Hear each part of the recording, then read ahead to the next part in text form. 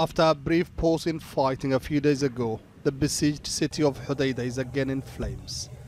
Houthi fighters are said to have targeted an industrial complex on the outskirts with rockets and artillery because it was a base for the pro-government alliance backed by Saudi Arabia and the UAE. Its forces took control of this part of the eastern suburbs a few days ago. Houthi commanders say the recent coalition plea for ceasefire is simply a plot to allow their allies to regroup.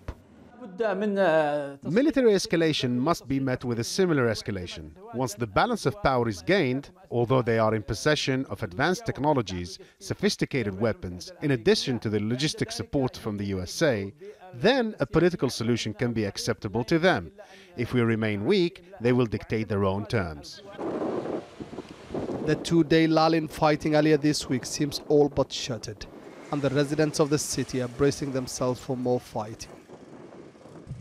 Video posted on the internet by the pro-government Giants Brigade shows troops advancing towards the Al Salah neighborhood south of Hodeidah, near the city's airport.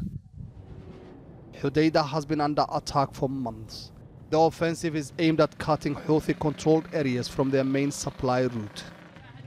The UN and the International Red Cross say the resumption of fighting is endangering the lives of hundreds of thousands of civilians trapped in the densely populated city. The head of the World Food Programme, who has just visited Hodeidah, says Yemenis are only months away from full-scale famine.